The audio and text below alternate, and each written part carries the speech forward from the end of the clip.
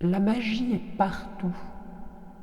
Des histoires extraordinaires sont souvent associées à des lieux ordinaires. Une fontaine aux vertus divinatoires. Une chapelle miraculeuse et même la maison du diable. Je vous emmène à Plouzané.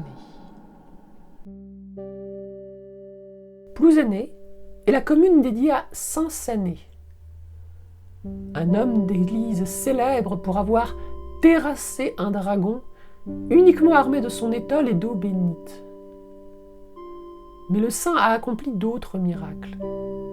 Tout près du bourg, dans un coin de verdure isolé des regards, se trouve la fontaine Saint-Sané, une source miraculeuse que le saint aurait fait surgir de la terre sèche en la frappant de sa crosse, irriguant ainsi tous les champs de la commune.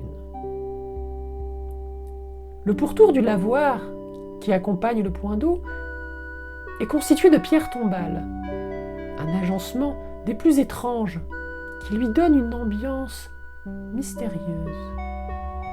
Et pourtant, le lavoir n'est rien comparé à la fontaine elle-même, devant laquelle trône une magnifique statue de la Vierge Marie.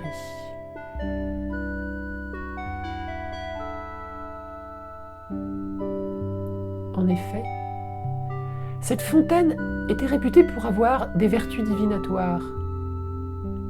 Les parents, dont les enfants étaient malades, pouvaient en effet venir pour connaître l'avenir de leur bébé.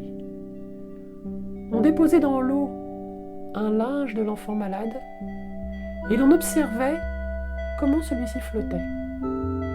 Si les manches surnageaient, l'enfant serait sauvé. Mais dans le cas contraire, un événement funeste serait à prévoir.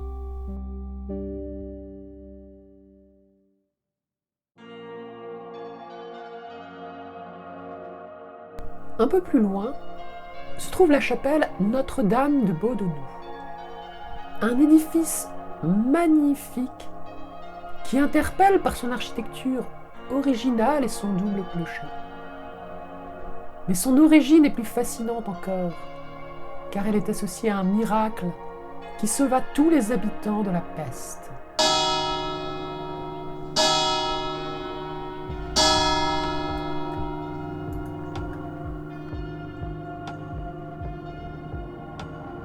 À l'époque de la Grande Peste, les morts s'accumulaient et plus personne n'osait sortir, à l'exception des meuniers, qui continuaient d'apporter la farine du moulin aux habitations. Et un jour, l'un de ces meuniers fit une rencontre inattendue. Sur le bord de la route, une dame demanda à monter dans la charrette, ce que le meunier accepta. Et aussitôt, la charrette se fit plus légère, et le petit cheval qui la traînait gagna en entrain.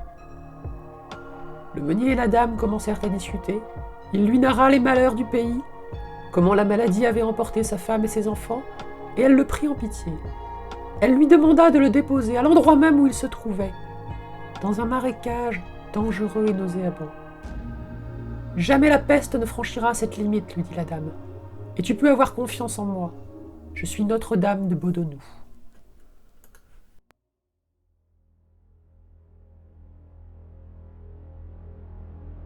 Notre dernière escale est Tian Diaoul, la maison du diable.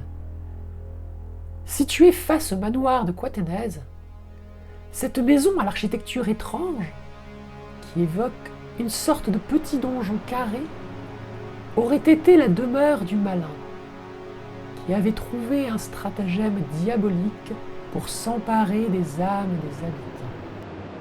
Il avait fait accrocher à la fontaine du château un gobelet en argent, au moyen d'une chaînette facile à briser. Ainsi, tous les jours, les villageois qui venaient chercher de l'eau étaient tentés de voler le précieux objet. Mais ils ignoraient que celui-ci était maudit et poserait sur leurs mains la marque du démon. Grâce à cette marque, le diable pouvait retrouver le voleur et son précieux gobelet d'argent. Mais un jour, un villageois fut plus malin que le malin et emporta le gobelet sans le toucher, en passant dans l'anse une branche d'épine. L'histoire ne nous dit pas ce qu'est devenu le fameux gobelet d'argent. Un tel trésor maudit a dû créer d'autres histoires dans son sillage, d'autres légendes. Peut-être est-il passé tout près de chez vous. Peut-être un autre objet du malin est-il caché tout près de vous sans que vous vous en doutiez.